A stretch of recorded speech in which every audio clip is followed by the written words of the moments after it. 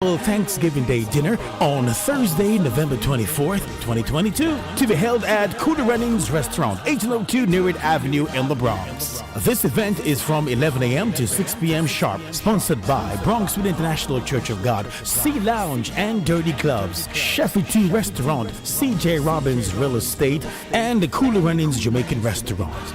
And remember, this is the Cooler Runnings Restaurant and the Cargill Community Project, giving back to the community, a way of saying thanks. Thanks. Come on out and see you there. When you are hungry, come to Cooler Runnings Restaurant, located at 1802 Nearwood Avenue, corner of Wickham Avenue in the Bronx. We specialize in the best Jamaican and American cuisine, serving breakfast, lunch, and dinner. We are open 24 hours, 7 days a week. We offer free in-house delivery, minimum $20 purchase, and we also have Uber Eats. We do barbecue Thursdays, fish fry Fridays, and seafood Saturdays. For more information, give us a call for our address and menu, 718-324-7484. Once again, that's 718-324-7484. Cooler Runnings Restaurant, simply the best Jamaican food.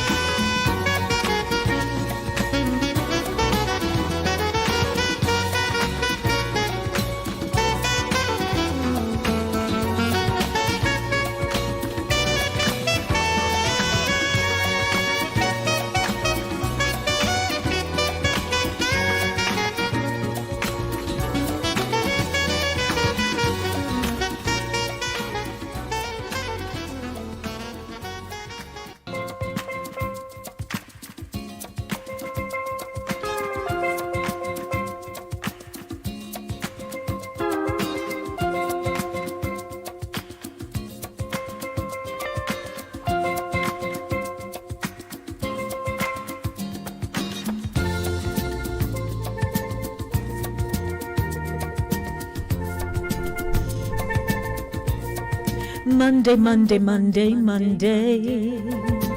Monday, Monday, Monday. What's going on? What's going on? What's going on? I am Lady D, Denise Gomez, your producer and presenter of Inside the Zone, the community platform where information is guaranteed. Broadcast on Linkage Radio 101.7, 104.5 FM. On Linkage Radio.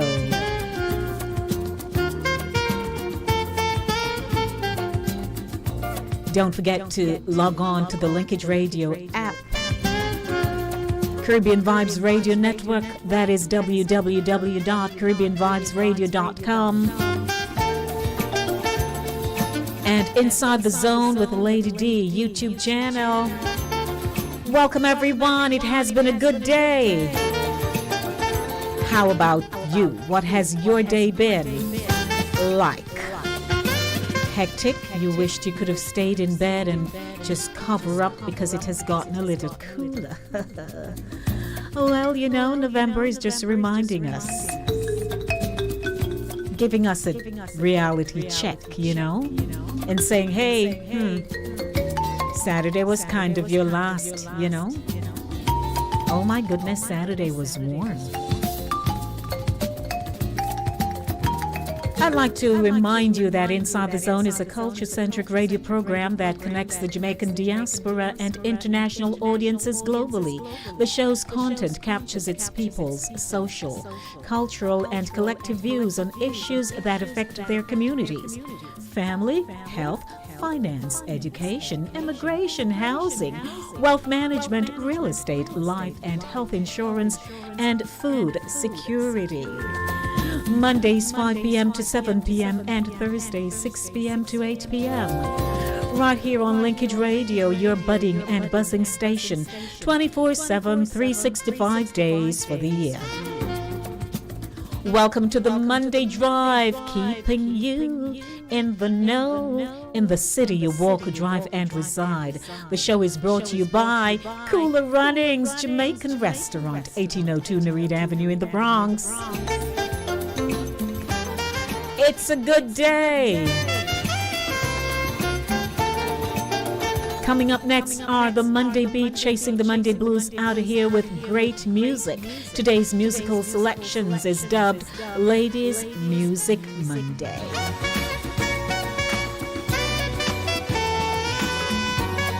Followed by What's Inside the Zone, Food Security, the Jamaica Perspective. This past weekend was quite informative. Minister of Agriculture and Fisheries, Pernell Charles Jr.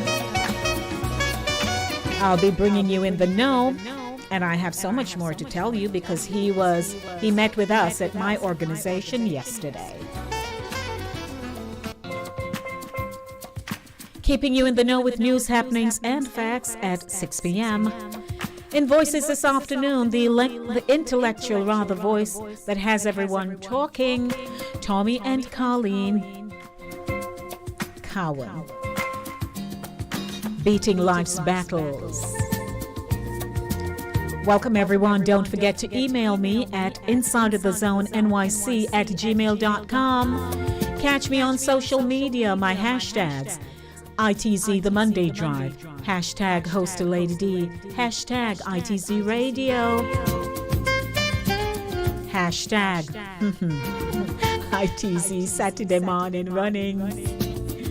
5:23 p.m. Good evening, everyone. How are you all doing? I hope you're well.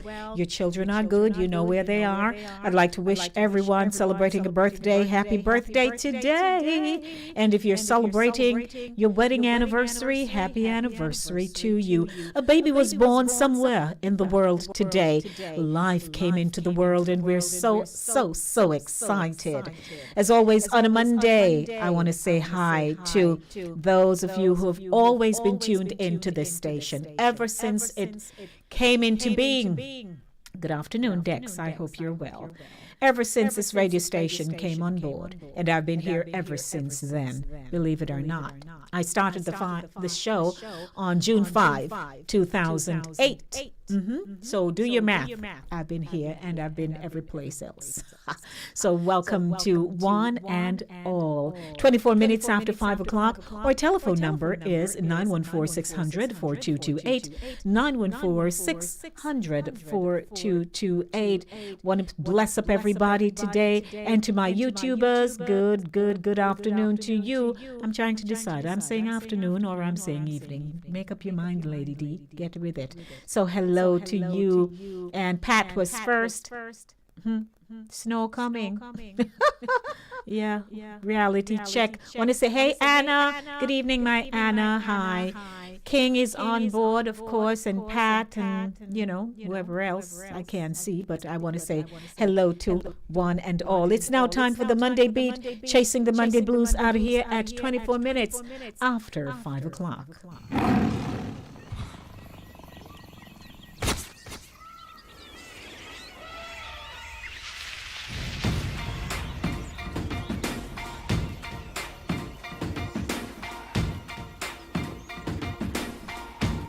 Ladies Music Monday. I used to bite my tongue and hold my breath, scared to rock the boat and make a mess. So I said quietly, agreed politely.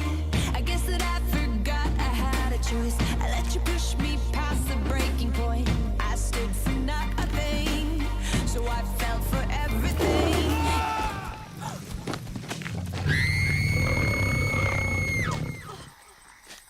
Held me down, but I got up, already brushing off the dust. You hear my voice, you hear that sound, like thunder gonna shake the ground. You held me down, but I got up. Get ready, 'cause I've had enough. I see it all, I see it now. I got the eye of the tiger, the fighter, dancing through the fire. 'Cause I am a champion, and you're gonna hear me roar louder, louder than a lion. 'Cause I am a champion, and you're gonna hear me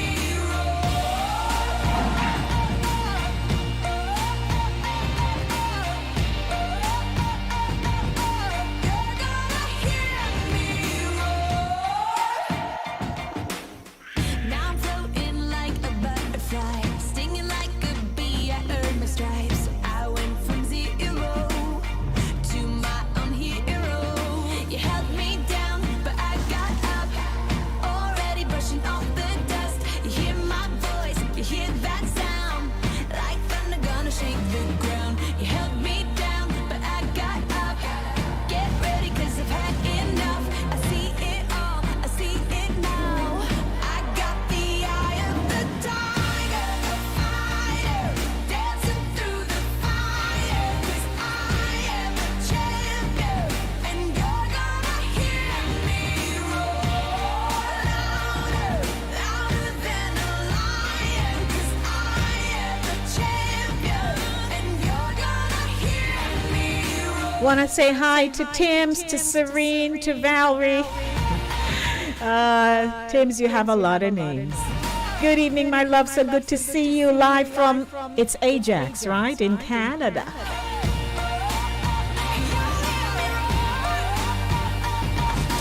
You're gonna hear me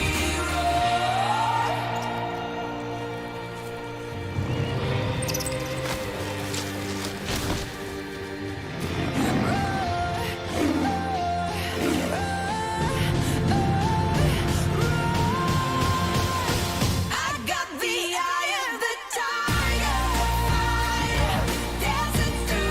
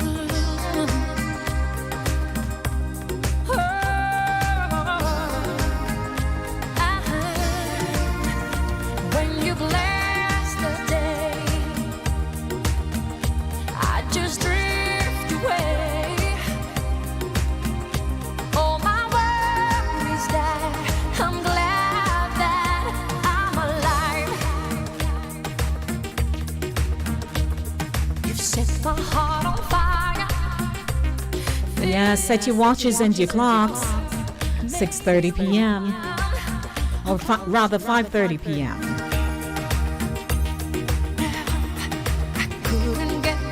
Welcome to the show. The Monday Drive, keeping you in the know in the city you walk, drive, and reside. And you're in the segment The Monday Beat, chasing the Monday blues out of here with great music on a Monday.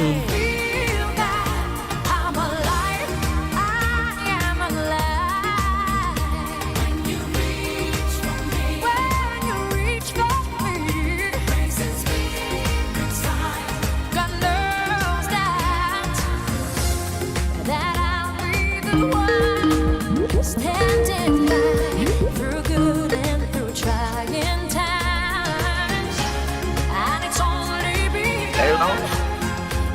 Good afternoon to you. Good afternoon, Lady D. Yes, They my say, love. but you're reading my mind. Mm-hmm. I was just sitting down here, you know, and tears coming from my eyes. I say, God, I'm alive. I want to go back home and to walk the place and to pick and cash with Sarah. Oh, my Hortense. Oh, Hortense, Hortense, you're gonna make me just, oh Lord. But we give thanks for your life. Don't worry, keep giving thanks, keep giving thanks. It's a time for Thanksgiving, and I know you're feeling. Look, oh, really, they just match me up with this. No, I'm alive. I'm alive. Yes, you are, and we are gonna say thank you, Lord, for your life, and that He continues to provide for you, and He keeps your mind sound and sharp. So we're not gonna. It's tears of gratefulness, right? You're grateful, and there are things you desire in your heart. Back home, you know, just thinking back home, sitting here. And then know you come and you play this. And you say, oh God, you got this. Yes. Tears of joy, my love. But that's all right. Somebody today can't speak, so you can. So we are so thankful. So be encouraged. Keep just giving praise and saying thank you, Lord. I'm here today. Yes, I'm alive. You're I'm alive. Okay, my love. So I'm in your corner. I'll be adding you to my prayer list, so don't worry. Okay. All right. Love you. Yeah. Okay.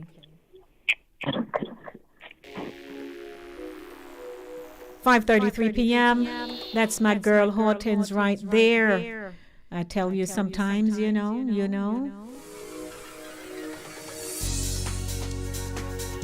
When nothing else can come, my Hortense, you keep just praising. And thank you for calling and sharing.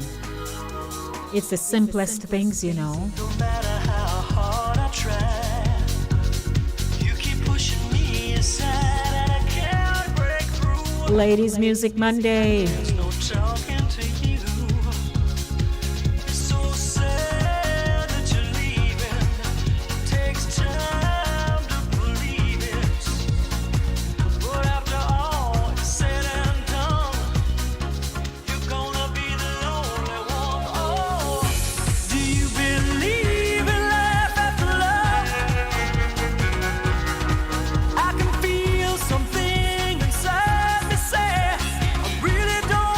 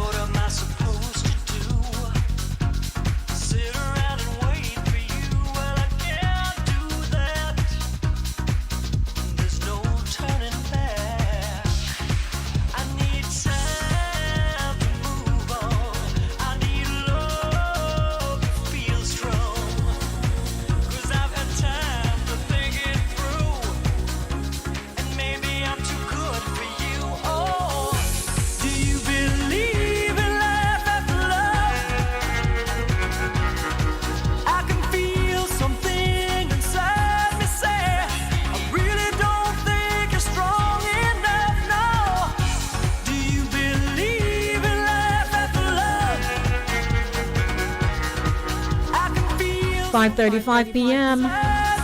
Time signal brought to you by Cooler Runnings Jamaican Restaurant, 1802 Nereid Avenue in the Bronx. Well, I know that I'll get through this, 'cause I know that I am strong, and I don't need you anymore. I don't need you anymore. I don't need you anymore. No, I don't need you anymore. Do you believe in life after love? I can feel something inside me say, I really don't think you're strong enough now. Do you believe in life after love? I can feel something inside me say, I really don't think you're strong enough now. Do you believe in life after love? I can feel something inside me say, I really don't think you're strong enough now. Do you believe in life after love? Yeah, what an afternoon, what an afternoon. The Monday Beat, chasing the Monday blues out of here with great music. It's Ladies Music Monday. I just featured Katy Perry with Roar. Celine Dion, I'm Alive. That one touched Hortense so much, and it touched me too. And wrapping up with Cher, Believe. Believe, believe, believe. Hello, everyone. Good afternoon. Those of you on Linkage Radio 104.5, 101.7, mwah. And those of you on the YouTube channel, I don't know what kind of greeting that was. Hi. Okay. Yes, Lady D, whatever that was. But anyway, I'd like to say hi. It's so good to see you, Tims. I hope you're doing well. We haven't caught up in a while. Yes, what an awesome God he is. And King, how are you? Yes, we have lots out here, and we're still here and live. All right. So yes, mind, body, soul, everything intact. Hello, everyone. My name is Denise, Lady D Gomez. I'm your host for the show this afternoon.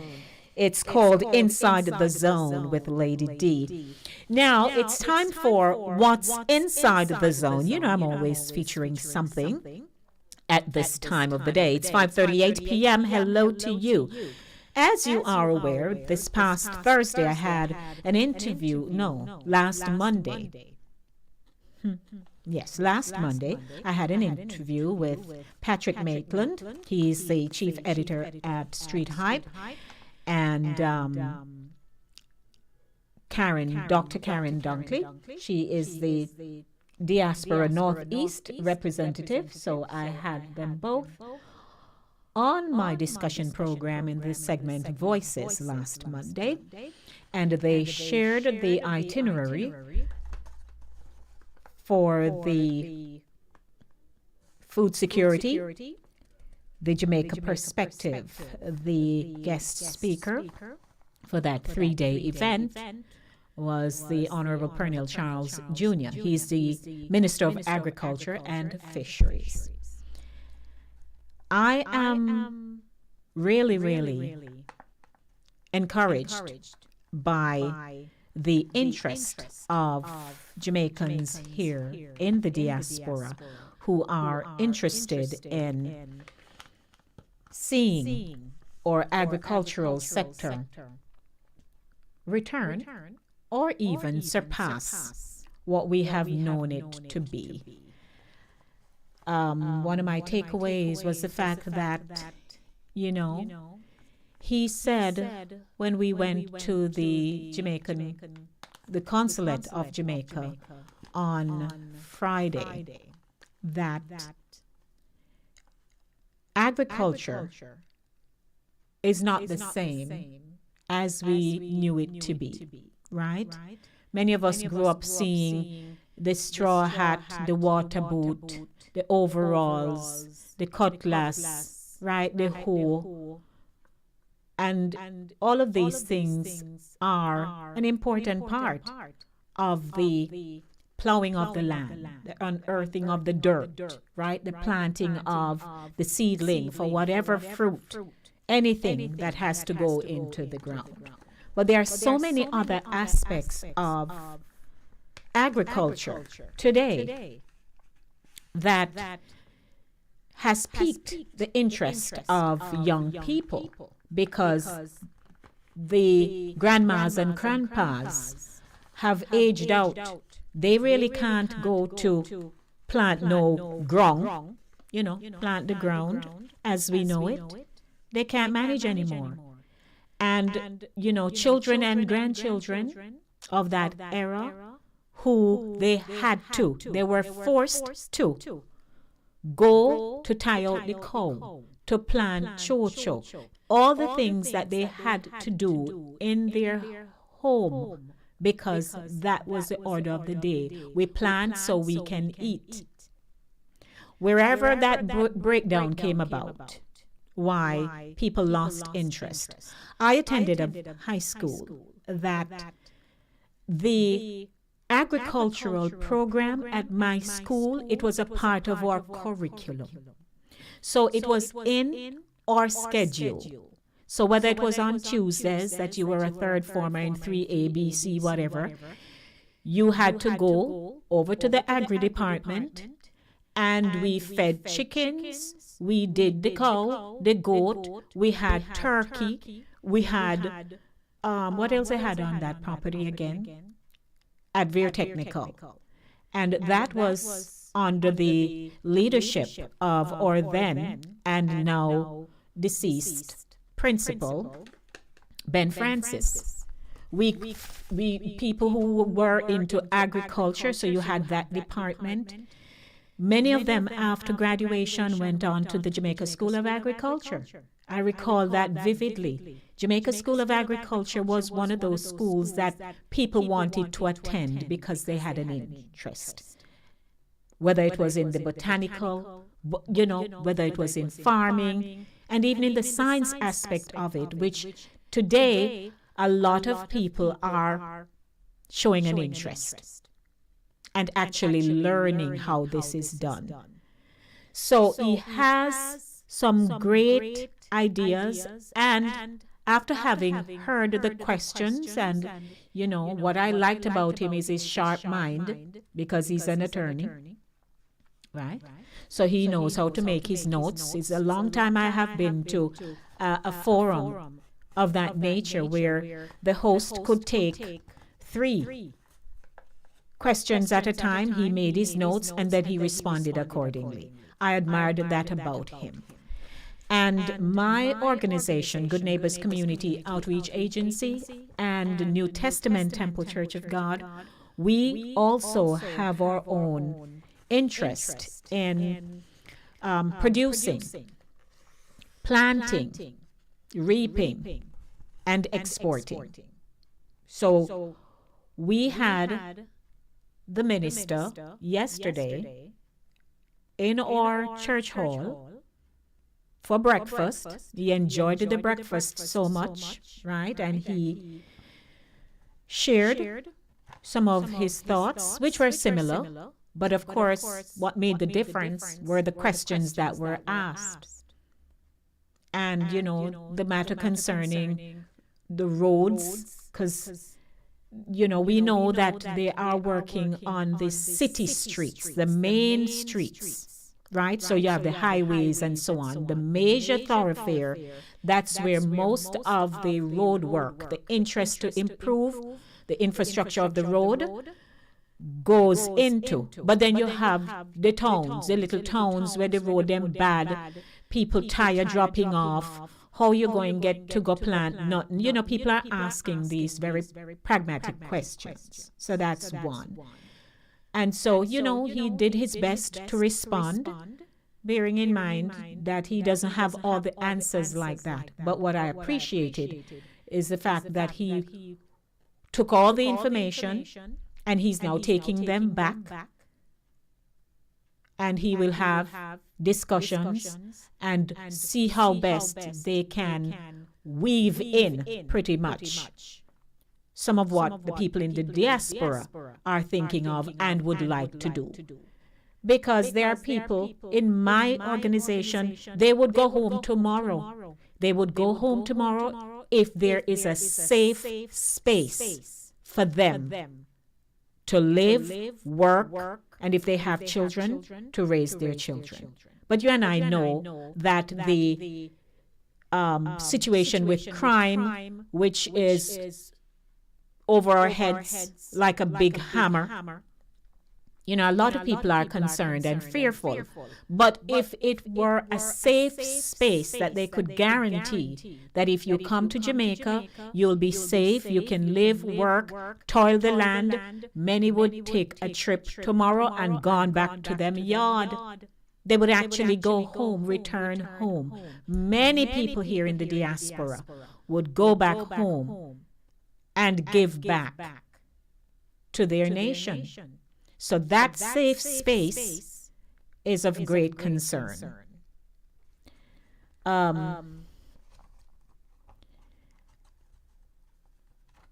know that we speak a lot here in the diaspora, on the airwaves, across social media, you know, about Jamaica and how, you know, we now go back.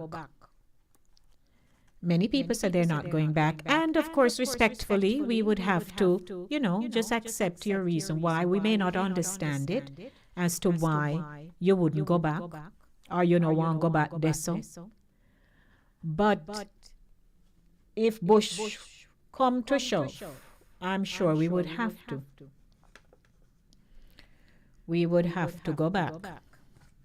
So the Honorable Minister himself, Pernell Charles Jr., he wants to work with some organizations like that of our own.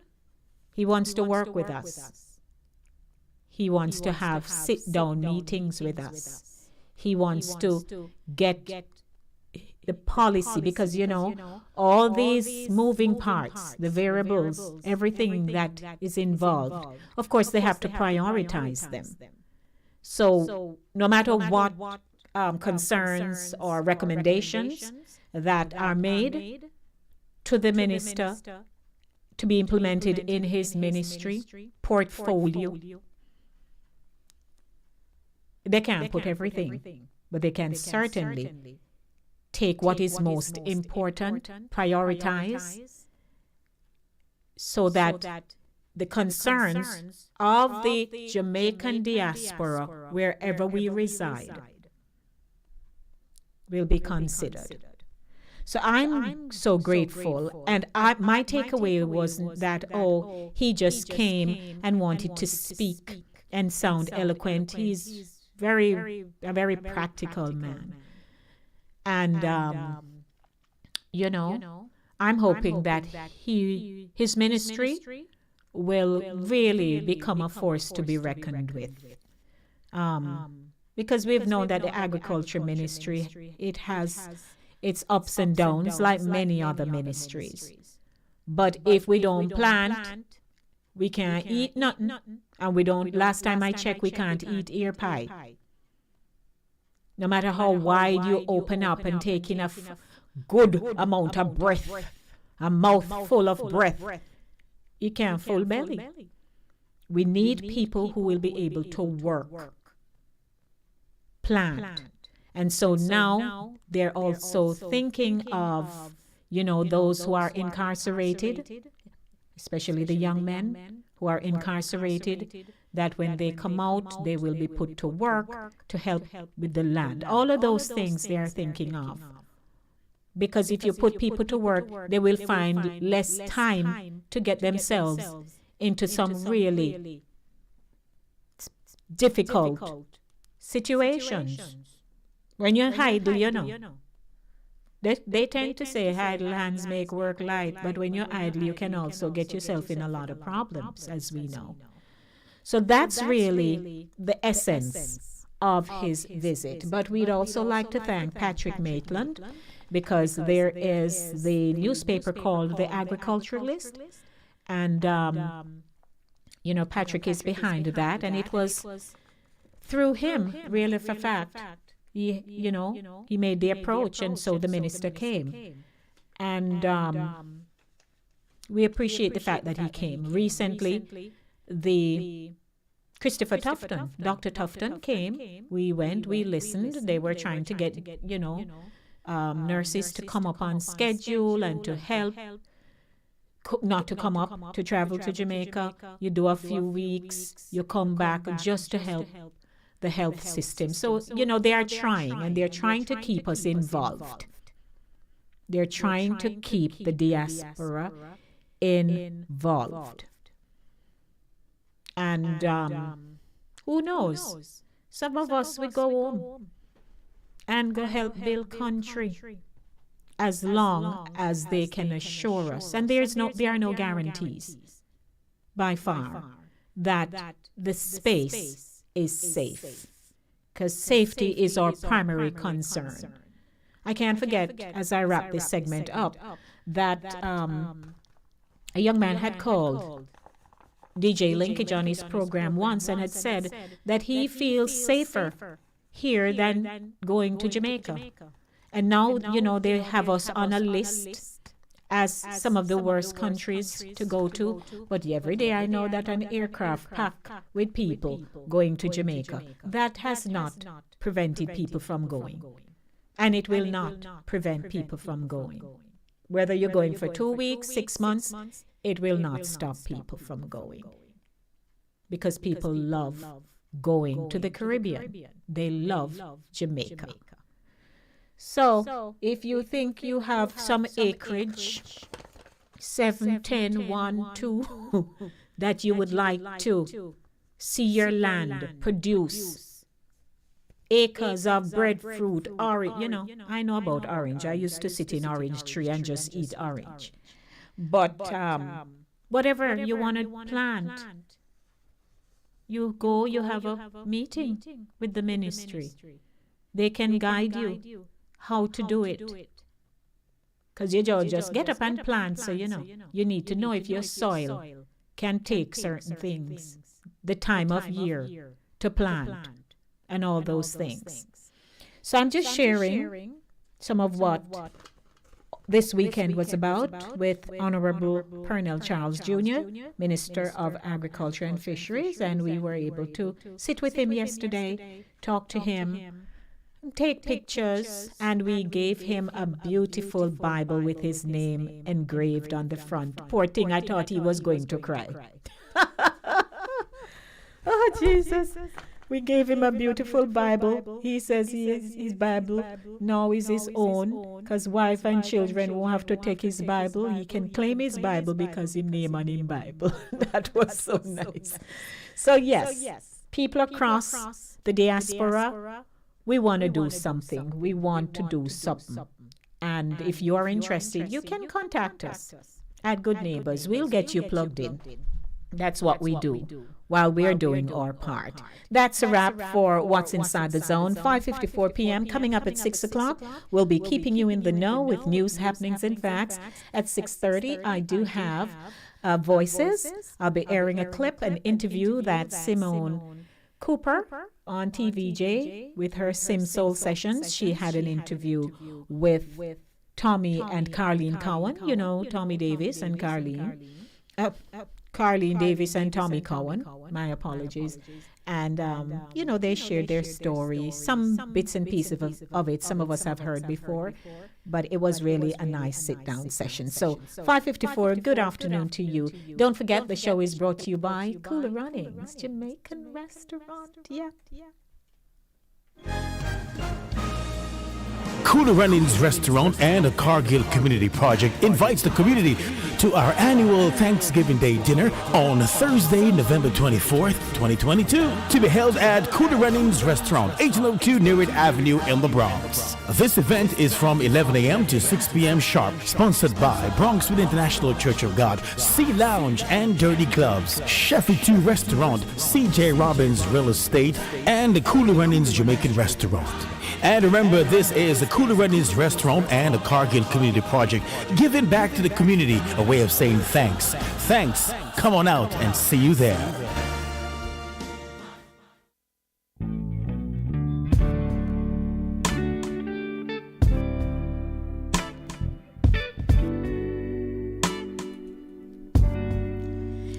It's Ladies Music Monday. The Monday Drive, keeping you in the know in the city you walk, drive, and reside. I just pull you down a notch, you know. Anything for you. If God took me away today, I pray I did everything I could to honor you. And when I open my eyes, there's joy each day. What a blessing, I'm waking up next to you. Your kisses are a sweet surprise. Still can't believe you're in my life. The impossible is possible because of you. I will love you past forever. I'll do anything for you. I will do anything for you. Heart and soul, I'll do anything for you. You are my life. My life. What means us to. Yeah, yeah. I'll do anything for you. Time, don't wanna waste no more time on broken pieces from the past. We have now, nothing's better than right now. I'm committed to you, and you are to me. Yes, I'll do what it takes, right the wrongs of my mistakes. You give me air, you give me reason to keep on fighting. For love like ours, it's worth it. I'll do anything for you. I will do anything for you. Whatever, I'll do anything for you. You are my life. You're my life. What means us to. Heart and soul, anything for you. Will never know how far my love will go. All the sacrifices you made to change my life. Oh, you mean so much to me. I wish the world could see all the joy you bring to my life. I'll do anything for you. I will do anything for you. Anything for you, baby. I'll do anything for you. You are my life. Whatever you ask, whatever you want, I will do anything for you. Oh, I will do anything for you. Ask me, I'll do anything for you. You are my life. What means you're my peace of mind. Oh, when everything is wrong, you're right. Oh, you give me peace of mind, my everything, my. Anything for you. You are my life. What means us to. Oh, anything for you. Anything for you. Anything for you. I'll do anything for you. Yeah, that's Ladisi for you. Anything for you. Anything for you. Ladies Music Monday. What do you think about the selections this afternoon? Yeah. Think it's happening. Good afternoon, everyone. It's 6 o'clock. Welcome to the segment Keeping You in the Know with News, Happenings, and Facts.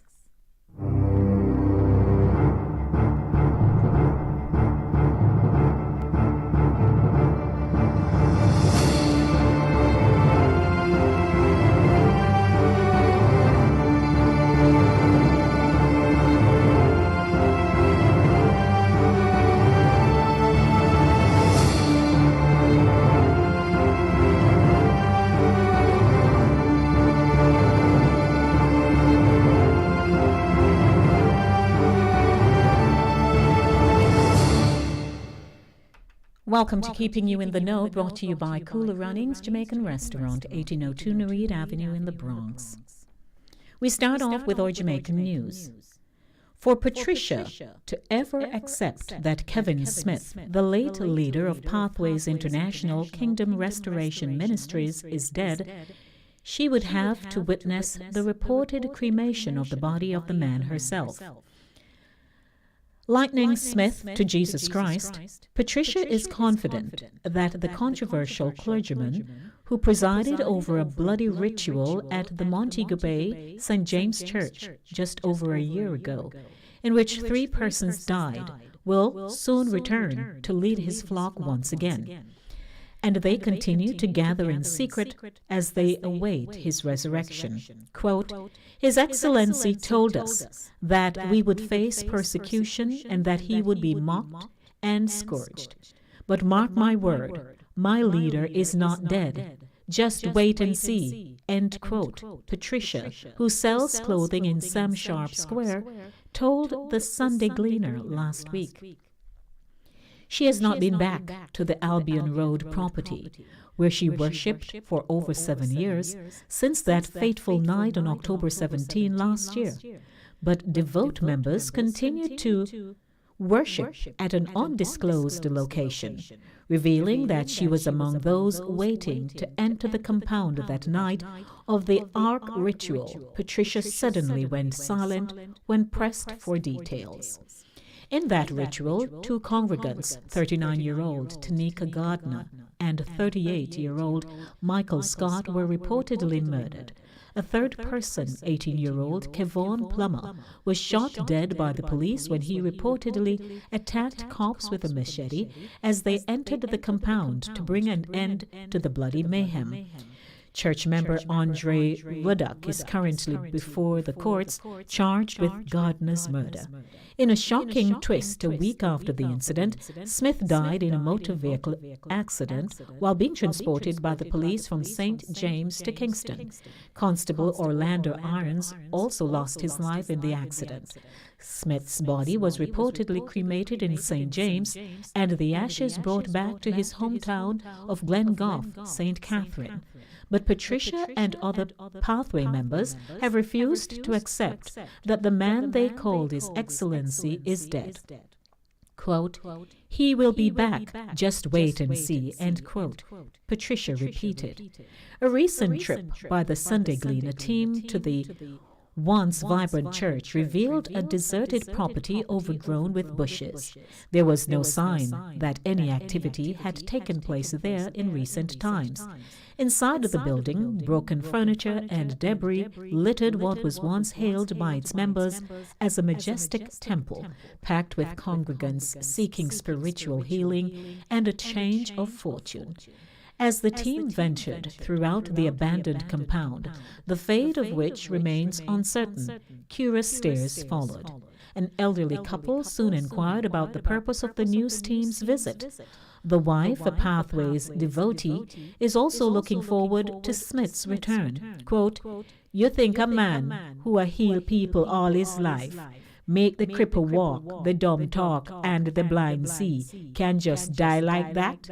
The elderly woman quipped, We know that a simple accident can't take his life, so we still meet and praise God as we await the coming of His Excellency. End quote. Refusing to reveal details about the secret gathering, the elderly woman said the ministry is on the rebound, with plans to resume worship at the to-be-restored Albion Road property under the guidance of a recently ordained pastor who will shepherd them until Smith's return. But her husband did not share her views. Kevin Smith, he said, reap what him sow. I can tell you that her pastor should have been dead a long time. Look at the compound. Not even a bird fly over it. Not even a single dog, nor a goat. Even a blind can see that the place is cursed, end quote, he told the Sunday Gleaner, to the annoyance of his spouse. The husband said the property should not be returned to the congregation, but instead be transformed into a police station. Smith had claimed to be the youngest Jamaican-born bishop in Jamaica's church history and openly spewed controversial utterances, including forbidding his flock to take the COVID-19 vaccination. His followers were from all social strata, rich, poor, and middle class, educated and uneducated, unemployed and employed, and included doctors, lawyers, educators, and members of the security forces. His multi-million-dollar empire was supported by the contribution and sacrificial giving of his devoted followers, which maintained his luxurious lifestyle. That included properties at the Palms at Richmond in St. Anne, the Gemstone Estates Villa at Hatfield Meadows in Coral Gardens, St. James, his Dorchester Drive home in Ironshore, Montego Bay, and the Albion Road-based church established on a leased 1-acre property, which he was in the process of fully acquiring. Weekly services at Pathways International Kingdom, Restoration Ministries, and consultation sessions with Smith reportedly pulled in an estimated $1 million per week. Pathway members were charged a fee of $500 for adults and $100 for children for the monthly Miracle Covenant seed for the church's ministerial upliftment. They also paid tithes, offerings, covenant seeds, or other special contributions as requested by Smith. Membership cards also came at a cost, with adults and children paying $500 and $100 respectively, while widows were charged $200. Members were also encouraged to donate food items, clothing, and various supplies towards outreach programs. Smith also lent money to members at an interest rate of 15% and even began to explore the idea of establishing an informal lending business, documents found at the church after the incident revealed. The organization operated a farm which had poultry, goats, rabbits, and cattle. Items such as eggs were sold to members. Smith also said DVD recordings of his services at a cost of $200.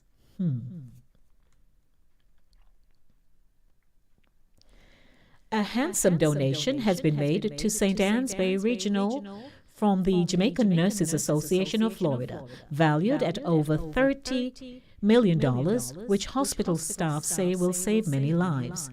There was a handover of 12 hospital beds, 2 stretchers, monitors, disposable medical masks, wheelchairs, walkers, and other equipment that arrived at the Northeast Regional Health Authority facility last Monday.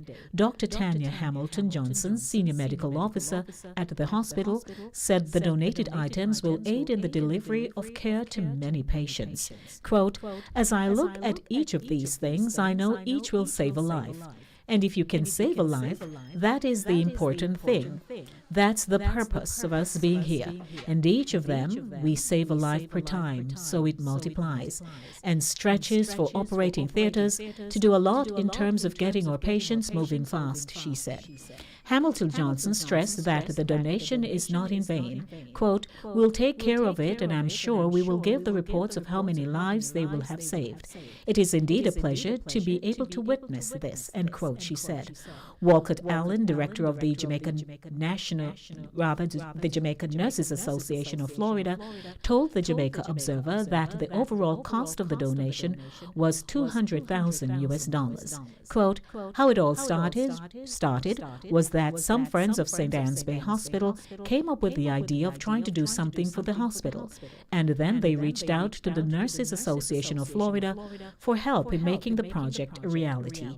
We got a list of needs from the hospital, so we tried as best as we could within the financial constraint that we had to fulfill as much as we could on that list, with the help of some other folks who donated items and cash," end quote.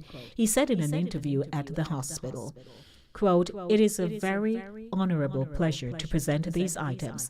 The shipper actually reduced the cost by about 60%, end quote," he continued. Allen noted that he has been involved in this kind of initiative for quite a while. Bus and taxi operators are to remain off the roads for a second consecutive day On Tuesday, following a release by the government which failed to address calls from the sector for a ticket amnesty. Speaking with Observer Online, head of the Transport Operators Development Sustainable Services, TODS, lobby group, Edgerton Newman, said his members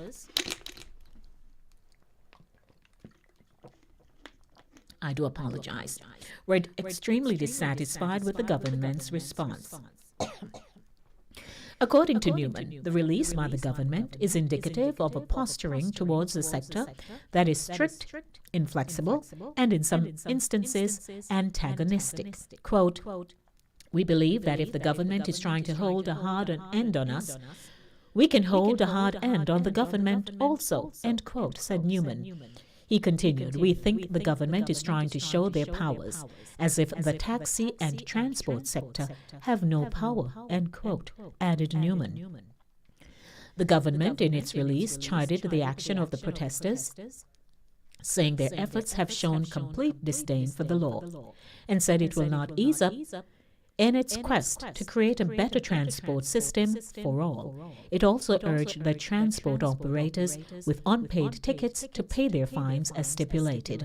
Monday's strike left thousands of passengers across the country stranded, while taxi operators who did not wish to participate in the strikes were beaten or had their cars damaged for not standing in solidarity with the protest. While admitting that there was disorder on the roads, Newman noted that this disorder extended beyond taxi and busmen, who he said were being unfairly targeted. Quote, "Is there a disorder issue on the road alone? There is a serious disorder issue in Jamaica, even in the parliament. It is not on the road alone that we have disorder. We have disorder from the cabinet straight down to the lowest of the Jamaican populace." End quote, said Newman. He continued, "So this is not strange. We know, we admit. Government don't admit to their ills, but we admit to ours. And yes, there is disorder on the road, not just among taxi operators, but motorists on a whole. And the government needs to clean it up. Put in the Road Traffic Act, add a public education program, and allow the law to take its course," end quote, added Newman.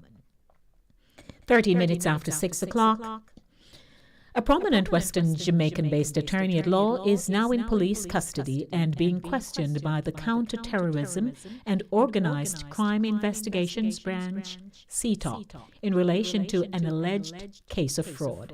Information reaching Observer Online is that the attorney was taken into custody on Monday. More details later.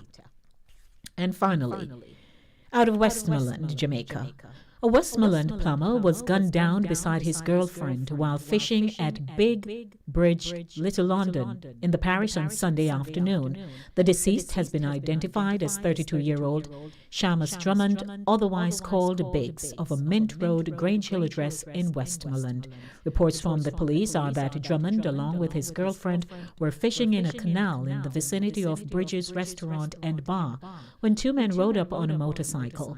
The pillion is said to have brandished a firearm and opened gunfire at Drummond, hitting him to the upper body. The men then escaped. The report further stated that the police were summoned, and on their arrival, Drummond was seen face down with what appeared to be gunshot wounds to his right knee and the right side of his head. He was transported to the Savannah-Lamar to the Savannah-Lamar Hospital, where he was pronounced dead. Drummond's female companion escaped unhurt. 14 minutes after 6 o'clock, keeping you in the know with news, happenings, and facts. I would like to hear your comments on today's headlines, and of course, if you would like to share something in particular that you are aware of, you may call me at 914-600-4228. 914-600-4228. My name is Denise, Lady D. Gomez. But of course, you know the headline that triggered me most of all is the fact that the late Kevin Smith,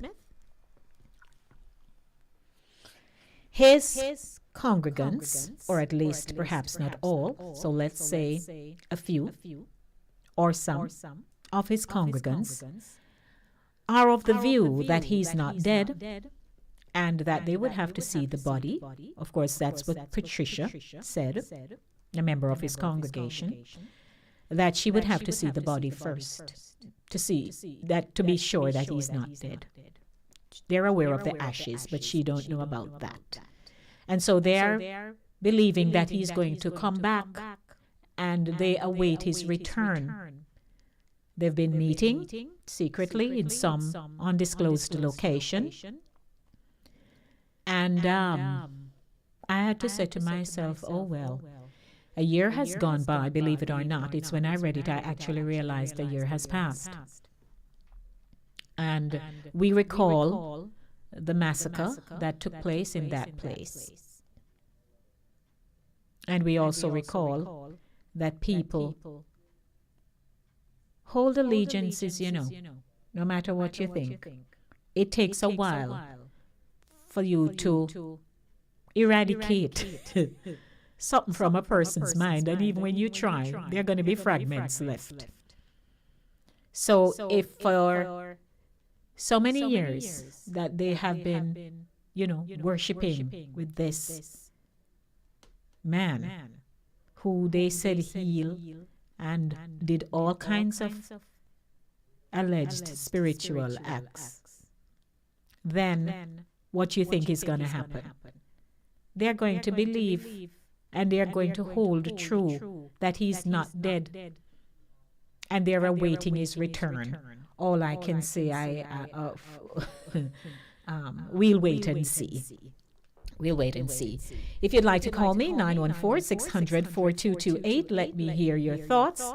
Let me hear your thoughts this afternoon. Now, the last headline that I just read, I don't know why this one. They came for the man because they left the girlfriend right here in Westmoreland. They shoot him up. A bike just ride up, the pillion rider came off and shoot him up. Shoot him in his knee and the side of his face. And she was left unharmed. I don't know. They came for a man. Because if you come to just murder people, you're not leaving a soul. Invariably, do they leave anybody? So give me a call. My name is Denise Lady D. Gomez. It's 18 minutes after 6 o'clock. Don't forget, at 6:30, I will be airing a clip of an interview done by Simone Cooper of Sim Soul Sessions on TVJ in Jamaica. She interviewed Carlene Davis and Tommy Cowan, and it was really a good interview, so I'd just like to share that with you this afternoon. And that's how we will end the show, the Monday Drive today. But of course, you may call me. Let me hear your thoughts on the headlines. 914-600-4228. It's Ladies Music Monday. In the meanwhile, you know me. I got my music lined up just for you. Welcome. My name is Denise Lady D. Gomez. You're tuned into Linkage Radio 104.5, 101.7 FM, Caribbean Vibes Radio Network. That's www.caribbeanvibesradio.com. Catch Linkage Radio now on the app. Yes, we got an app. I was able to just swipe this afternoon, and I was checking out Mr. Hines. As a matter of fact, it was so good to see Mr. Hines on Friday down at the Consulate of Jamaica. Mr. Hines planted a big kiss on my cheek, and he was happy to see me. He and his crew were there. So, it's a good thing. And you know what I also observed is that the more we make ourselves available and are open to going into different spaces and forums, you garner more information. You are able to see the people who are in office. It doesn't matter whether it's Jamaican or local, foreign. You go, you hear what they have to say, and you meet other people. Sometimes we're just up in our corner, so we can only relate to what we see, but we can't go beyond that. It's about time. If you have the means to do so, spread your wings, man. Spread your wings. 914-600-4228. It's keeping you in the know. What say you?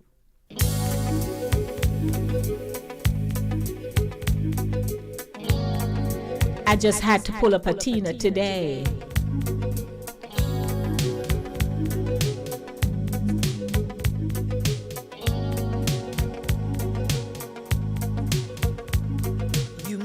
must understand, the touch of your hand makes my pulse react.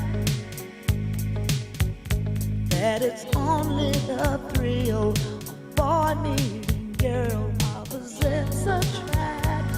It's physical, only logical. You must try to ignore that it means more than that. Oh, what's love got to do? Got to do with it. What's love but a second-hand? I'd like to say hi to Samara Braham. Hey, Samara, watching you live right now on YouTube. Thank you. Who needs a heart when a heart can be broken? It may seem to you that I'm acting confused when you're close to me. If I tend to look dazed, I read it someplace. I've got cause to be. There's a name for it. There's a phrase that fits. But whatever the reason, you do it for me. Oh, what's love got to do? Got to do with it. What's love but a second-hand emotion? What's love got to do? Got to do with it. Who needs a heart when a heart can be broken?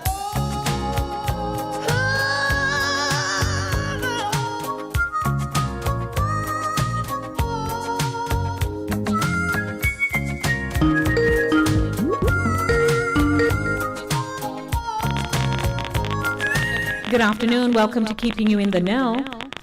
Good afternoon, Lady D. Yes, my love. How are you? I am blessed to be alive. Now, Lady D, you tell me, in times like now, you mean Eden still in the blindness, bowing to wood and stone. Could you repeat that? Eden in their blindness, still bowing down to wood and stone. Yes, ma'am. Okay. Yes, because these people think that man is coming back. When I was small, when I was a child in Jamaica, I used to hear about this man they call Bedward. And he said, they say he was going to fly. Right. And must be fly, go to heaven, and to come back for them. And everybody sell out what they had, I heard. And preparing that their special day, the man go up on the church top there. Because until now I grew up to be a woman, and those church people still wear pure white. And the building was there. Big old building, I say, that's the place that this man Bedward go up and say was going to fly. And took off on top of the place and fell off the house top and break his neck. Yes, I recall. So you ever hear I know about of it. Yes, I know of it. Good. And so now these people want to say that this man is not dead. And they're waiting to see him come back. Yes. Well, they better prepare their soul to wait until Jesus comes. Yes, anti-death. You see? Yes, it's better because I don't know a man that they said do so much evil things. Why, you know, Lady D, when we see these things, you have to just Look up. look up and look into the Bible because you see so many disciples was following Christ. Is not every one of them did love him, they believe that they could sell him all out. But he knew the ones that were with him. That's right. Even look at the devil when he threw him out of heaven. Don't he had people that came down with him? Of course, his cronies. Yes, because all of them was there and telling Christ how much they love him and worship and carry on. But yet, they have, Satan have his followers, where them sit down, congregate and talk about Christ and what they was going to do, the plan.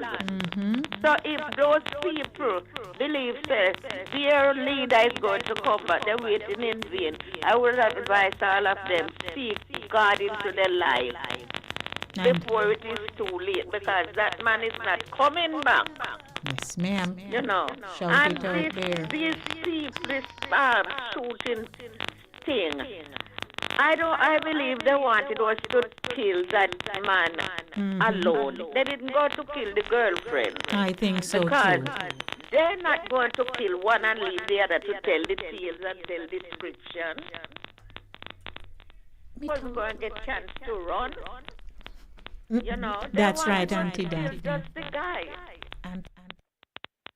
That's what I hope. That's my suggestion. Yes. You know, but it looked very pity that they would just come off the bike, kill, shoot the guy, and leave her. And they know the both of them. She must can identify one of them. But mark my word, Lady B, they're going to hold her for questioning. Well, all that too, you know. Yes, them going to hold her for questioning. That seems a little She was suspicious. so lucky. She wasn't Virgin Mary, but the mother of God. You know what, Auntie Daphne? Ah, thank you, Auntie Daphne. It's always good to hear you. I appreciate your calling. Oh, Lord. I appreciate the call. I'm here, listen. Yes, my love. Thank you. God bless you. Okay, blessings to you too.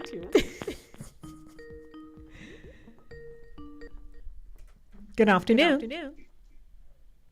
Lady D. Present. Yes, sir.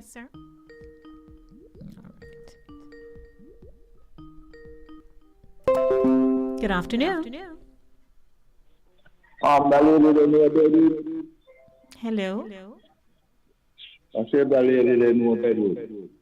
If she know Bedward, well, she did say that she heard. What's your story?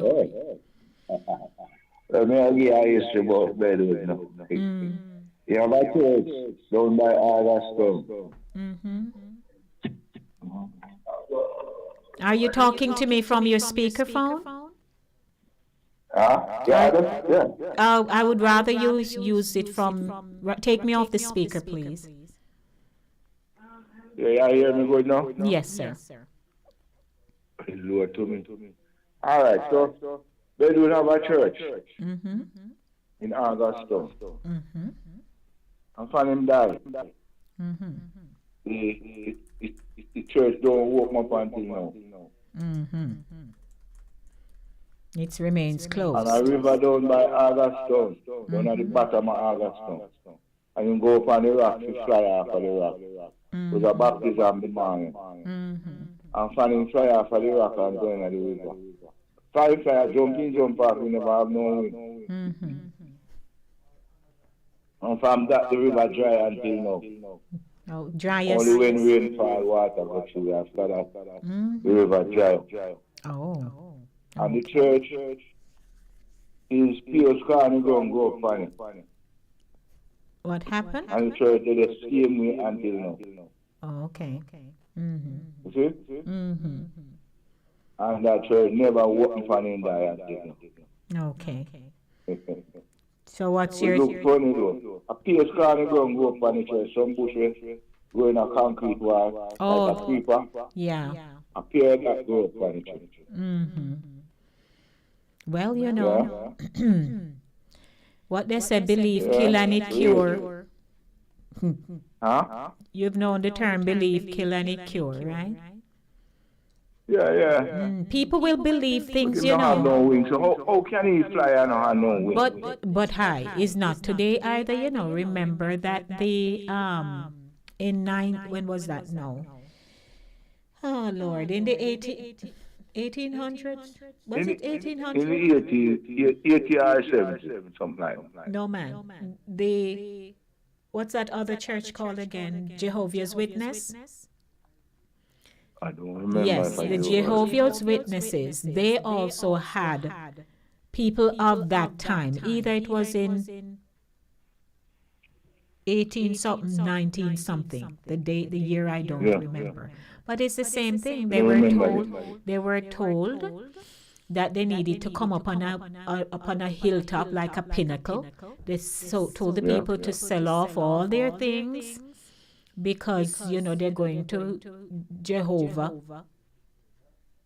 gone up on hill waiting for this great event.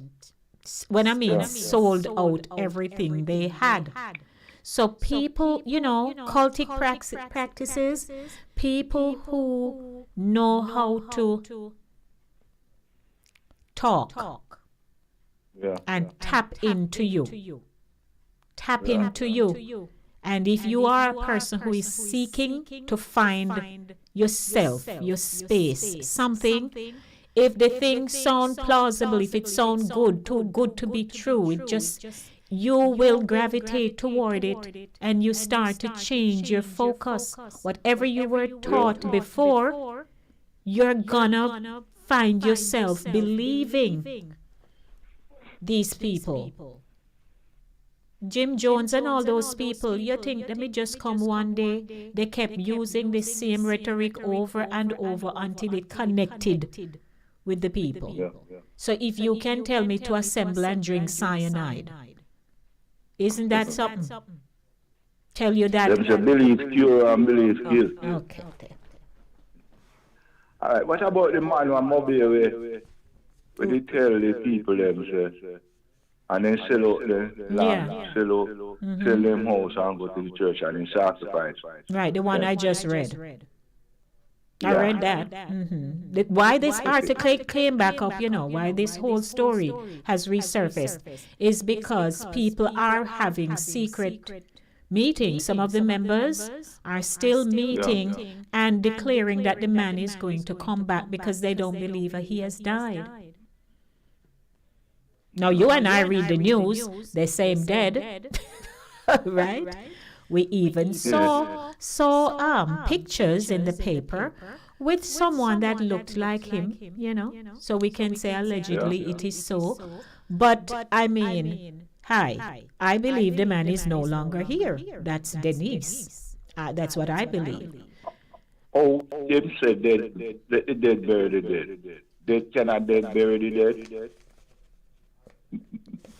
Can a dead bury? No, but if the whole church, because I'm sure it's a lot of them, it's just that they are not as vocal, but this person in particular, she was very vocal and said she didn't see any reason to believe that he is no longer here. And she believes he's coming back, and he did say to them that, people will speak about you and scourge you and all that. But you have to hold fast to what you believe. So then believe. He taught them very well. Who believe? Same so. Because see the man where they sacrifice the people in the church of Monty.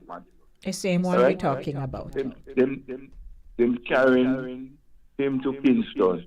And they don't drive him in like the Jeep from the station. Right, private vehicle. And then they put him in a private car. Policeman. How much are the policeman they die? 2? I think it's 1. And them use the back road. Right? And drive him on the highway. And the car crashed. The man dead. One eye policeman died. You see? And the same them I go to Kingston because they might go try the case up there. He died. All right, now enough people just believe him not die. There you go. And what we going to do? There's nothing we can do about that, Take it easy. All righty, you too. All right, 6:34 p.m. My name is Denise, Lady D. Gomez. Thanks to those of you who participated this afternoon. How is the weather out there for those of us in the Northeast? Old man weather, just say you all stay there. Saturday was your last. Oh, yeah. Good afternoon, everyone. I trust you're all doing well. And, of course, I just have about, 25 minutes to go. So I'm just going to share a portion because it's like 48 minutes long. So I wouldn't even be able to bring all of it for you. But welcome to the segment Voices, the intellectual voice that has everyone talking. You're tuned in to Linkage Radio 104.5, 101.7 FM. My name is Denise Lady D. Gomez. It came to that time when, you know. Life makes. But sorrows become success. And as we aim for the top, we will pause if we must, but we will never stop. Welcome to Simso Sessions.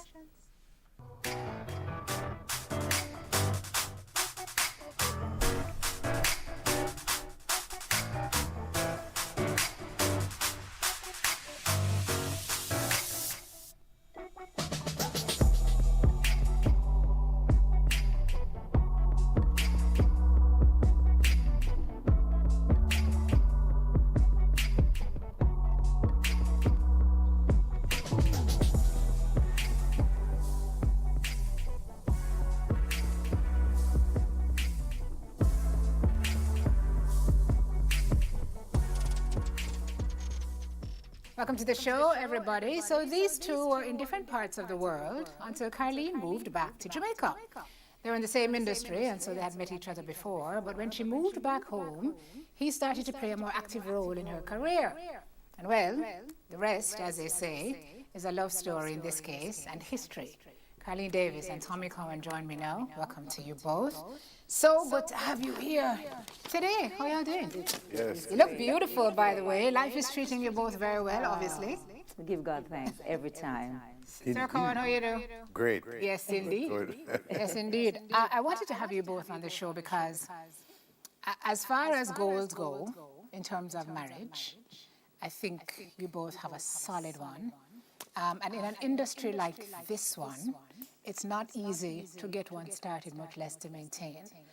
And you all have been married for 26 years, but you've been together over 30, 35, 40 years. Yes. So we want to find out how it started, we know how it's going, how it's been, and what we can take away from your relationship today and from each of your own journeys, because as you said to me, Carleen, when we spoke, it's two individuals coming together and it's in the melding that the union is formed. So thank you both for agreeing to be here, first of all.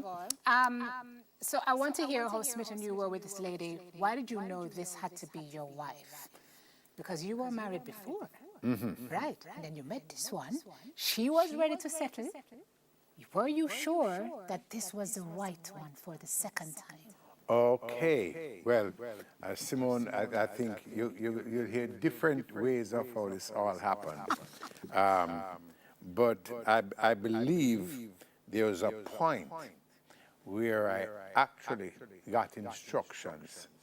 I think there's a point where God said to me in a quiet voice, you need, it first came, you need to protect. And I was saying to protect. And it says, basically, and I kind of got to this years after, to know what to protect. Protect purpose. Your purpose. My purpose. And so I made that effort to get involved with her. As a matter of fact, there was a time when we were together, and I was looking around for a place, for an apartment. She wanted to move into an apartment. And I went to an apartment, I went to two, and I went back to her. I said, you know what happened? Move into my house. My house is your house.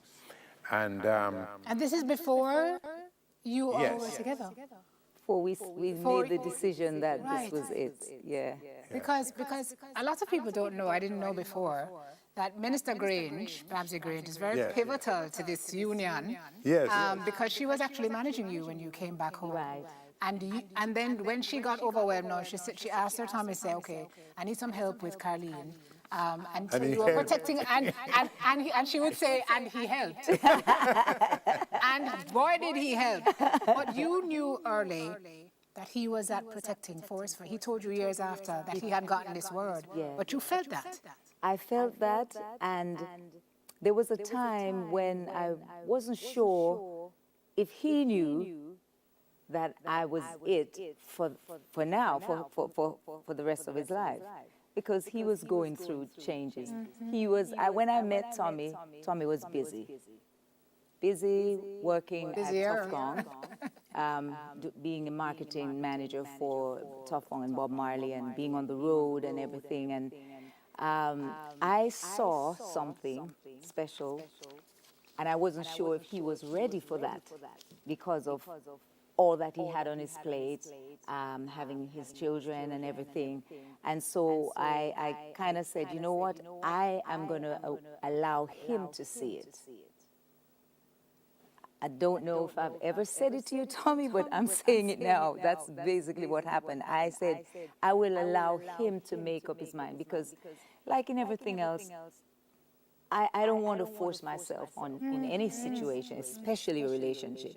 So my thing was, I wanted him to know it for himself. And God did show up. Yeah. And did that, because as she said that, I just remembered there's something that stood out. My father is very special. My father lived to almost 100 years old, and he was getting to that place. And I remember him trying to get to the bathroom. And I saw Carlene bathing my father. And I said, oh, who does that? Which young woman would do that? And that really hit me inside here and said, that is more than just a pretty face. That's a heart. That is something that is designed by God, you know? So I said, when she just said what she said there just now, that was one of the moments, and there are many moments that stood out. That you knew this was something special. And something special for you too, because the men with whom you had, in large part, interacted in the industry had not been so great. And so for him to show up and be so different, to not want to take advantage, to not want to, make unwarranted advances, that was a... That was, because I remember when I came back to Jamaica, and of course I'm working with Minister Grange, and whenever I needed to go somewhere, if there was an event, I would call at him and said, you don't have to stay, just escort me in, because I didn't want to show up by myself. Because, the sharks were all there, and I'm brand new to this environment, and I wanted to kind of set boundaries.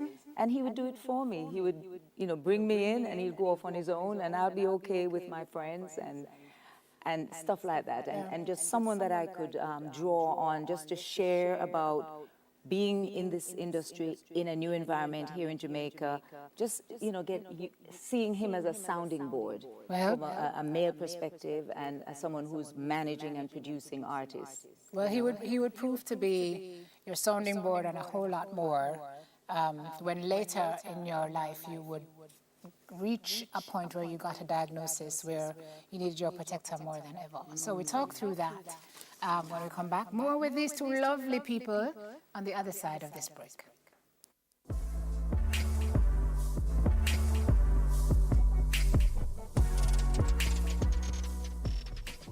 Welcome back, everybody. We're picking up in the year 1996, which was actually the year that you both tied the knot. Independence Day? Independence Day. Yes. You got your marital freedom.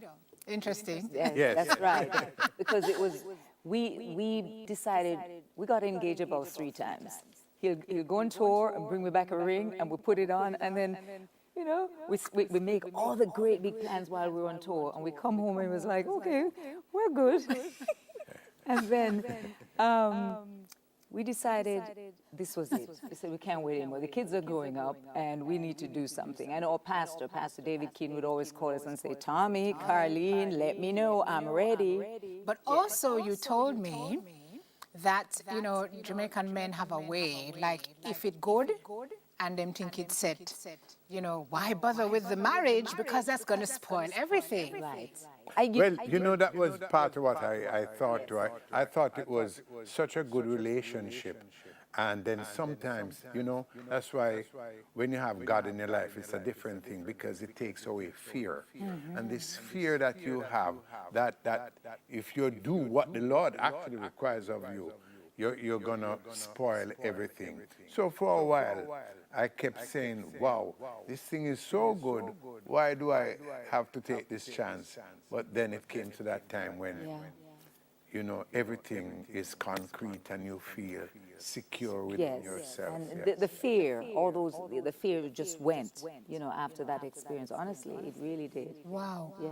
So you're on tour a lot together, and it was while you were away that your husband found the lump in your breast. Right. No, I cannot imagine what that moment must have been like for you. For you.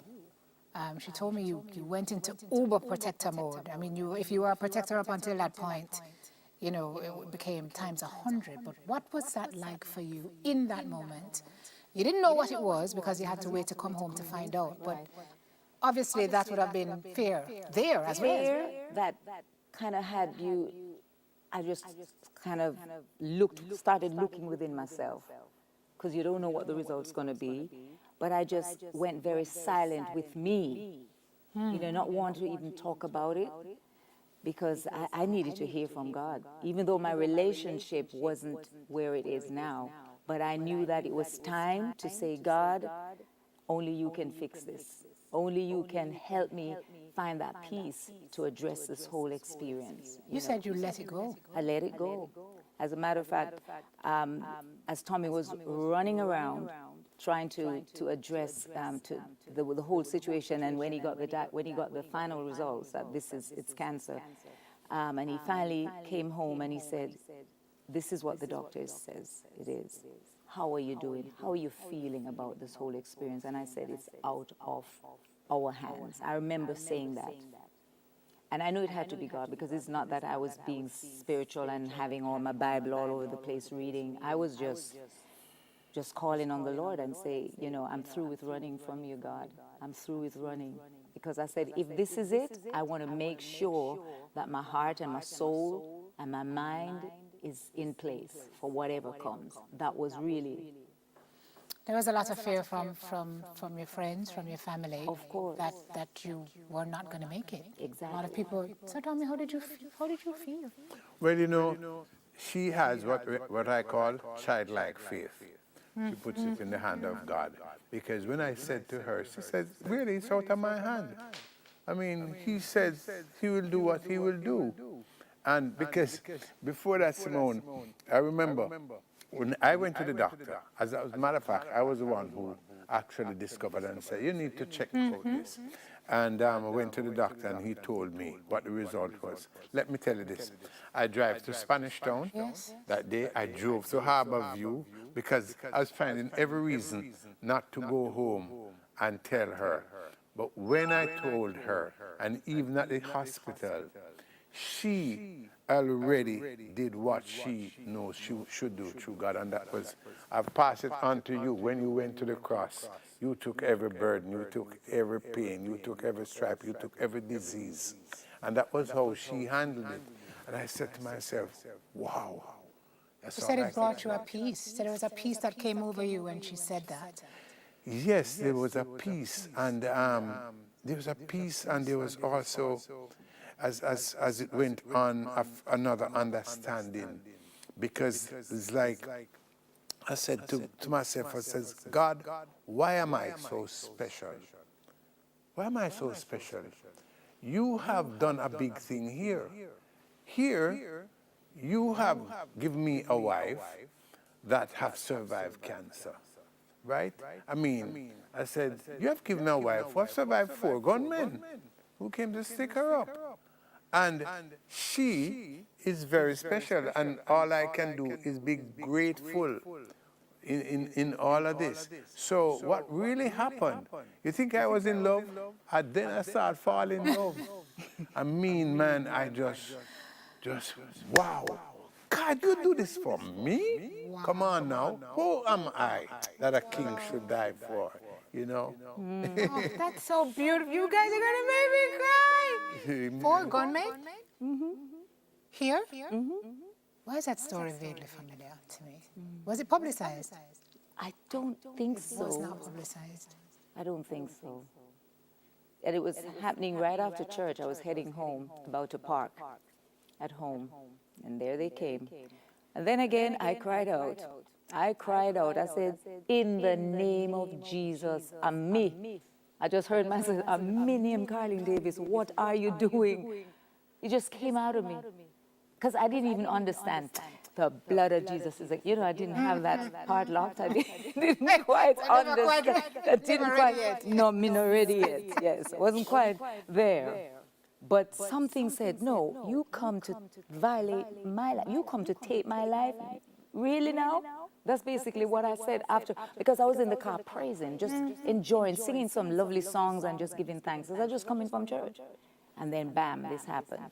So I know the goodness of God. So what happened? What happened when you did that? When I did that, they were trying to yank me out of the car because clearly they wanted the vehicle. So the passenger pulled out, jumped out and put a gun to my head and trying to yank me out of the car. And when I looked, I saw two more in the back seat with the driver. And that's when I said, and there was no one on my avenue. I mean, normally the kids are out running around. There was nobody. And I just cried out to God. And they just jumped back in the car and took off. I just know that the grace of God. Wow, The it's grace of sufficient. God. It's sufficient. All right, when we come back, we're going to talk about your course of treatment, the support you got, and a little later on about how the protector ended up needing protection. So many layers to this story. We're going to uncover them when we come back. Soon come.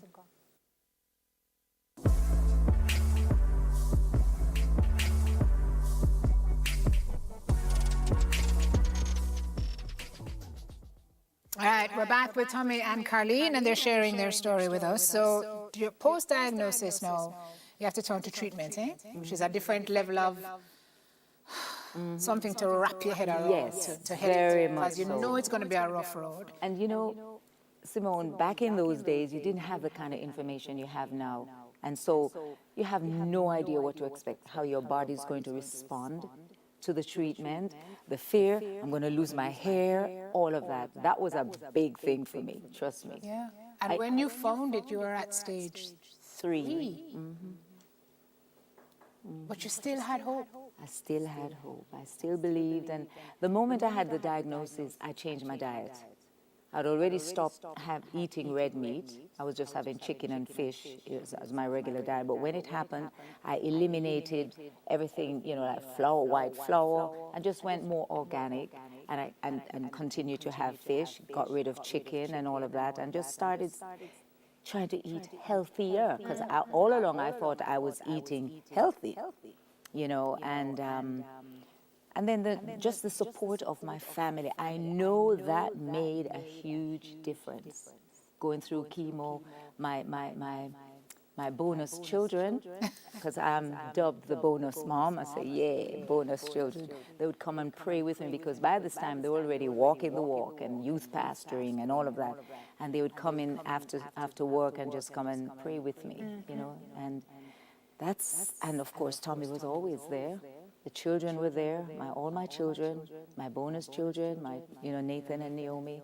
They were all there to just make sure that I was okay. And of course, the doctors and the aftercare from University of the West Indies Hospital. They would come and just make sure that I'm doing well. This was November of 96? Yes. And you went through 4 rounds. 4 rounds, yeah. So by February of the next year, you were cancer-free?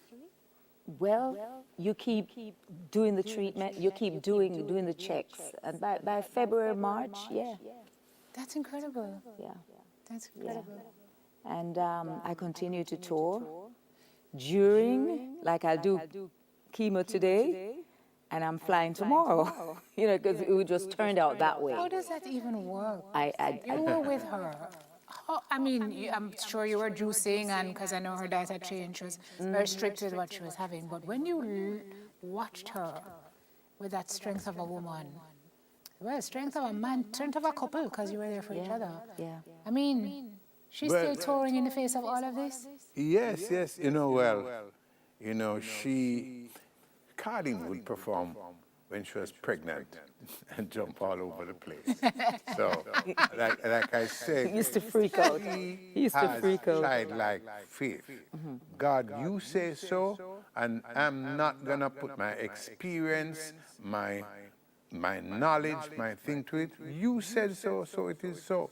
So she works along with that because, I mean, I've seen other persons who have gone through chemotherapy and all of that, and their hair drop off and this happen and all of that. No, she didn't go through any of that. She just took it straight on as if she was so focused. And I mean, that helped me too, because probably Jamaica never know, or anybody ever know, really, that I had cancer too, right? And I had cancer, and I had 4 bypass heart surgery. I know, we're going to talk about the surgery, but we didn't know And about the cancer. her strength was really what fed into me, because I remember, I mean, when it was 2 times. The first time, when it was like my stomach, and I went back into, the doctor said this thing was so bad that, listen, they couldn't do what they wanted to do. So they stitched me up, basically, and said, when I'm well, come back and they'll try a laser surgery to correct what they saw there. And when, this story is too much to tell you, but when you go through the valley of the shadow of death, I will fear no evil, because there comes a time when you can only talk to God. You know, like that 23rd Psalms, you have 3 verses that you're talking about, God is by da. But then he says, you are with me. And then you come to that point. And that was that point I was at. And when the doctors went back, the doctors said, they sent for all the things. And they didn't see what they came to do. And they just had to say, as a matter of fact, take him up, bring him back in 6 months. And then he stopped and says, I don't want to see him again. Right? And then I faced cancer again. And then I remember the last time, heart surgery. And I mean, this thing was, I went in thinking I was having acid reflux. Right? And then it turns out to be that. And all I could do to comfort me was, there was a song that she did. And even Naomi, my daughter, had to come in the middle of the night, and they asked in the hospital to let her in and sing a song that's called Peace of God Cover Me Through the Storm. And that would bring such a peace, almost as if I had somebody that injected me, and it would bring that peace onto me. So in truth and in fact, it's not just about love and everything, but it's also about that purpose. Because what I find in this relationship is a lot of purpose. I mean, she's like my mouthpiece in so many ways, because things that I would want to say or songs that I would want to sing, I don't have that ability to do that, but she can do that. And we have, I mean, I'm talking the songs that have to help humanity, songs that help mankind, not about ourselves, but about people and about the love of God. Yeah, sounds like assignment. You know, there's a battle going on, but I have an assignment. Trying to block my destiny. Talk about destiny, but I have an assignment. I've got to keep my focus. Don't get caught in the rocus. This is just another distraction, trying to keep me from my mission, the assignment. The assignment, indeed. I would really love to continue with this interview, but of course, I've come to the end of the show. I hope you had a great afternoon with me today. I certainly did, thanks to those of you who called in and you kept my company. Tommy and Carlene, they really do have their own personal stories, testimonies, and as a couple, they have overcome so many things. And God bless and keep them. I remember when we got the news that he had simply gone in for check. Well, he said he thought he had acid reflux, BRAPS. They had to do bypass surgery right away. You know, there are just some people who God has chosen for certain things to walk a certain road. And as he says, purpose. They continue to share the good news of Jesus Christ. Blessings to everyone who tuned in today. I certainly appreciate you because you imagine I'm here alone by myself, not hearing from anybody, not talking to anyone. That's not a good place to be at all. So I'd like to say blessings to you. And remember, you know where your children are, your grandchildren are, you know, your great-grand, or you yourself. Where exactly are you? Are you in a good space? Let's talk about that. So blessings to you, and I'm looking forward to being back on Thursday with Center Stage to do it all over again for you. Again, I used to walk boat a lot when I was a child, and so when they finally found me, or when I got home, let me put it that way, they would either find me and tell me to dock myself home, go on up, go up, after I've left home all day playing with my friends and just being a child. So, blessings to you, and I'm looking forward to seeing you all again. A lot of love, everybody, as always. Love yourselves, love your children, and in everything you do, it is the will of God concerning your life. I am out of here.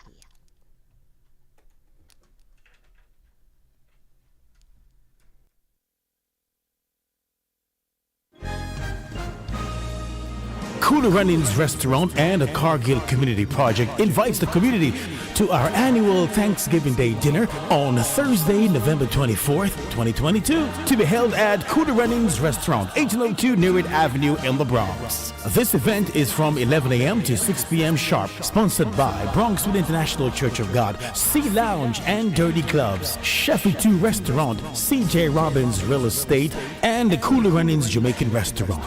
And remember, this is the Cooler Runnings Restaurant and the Cargill Community Project, giving back to the community, a way of saying thanks. Thanks. Come on out and see you there.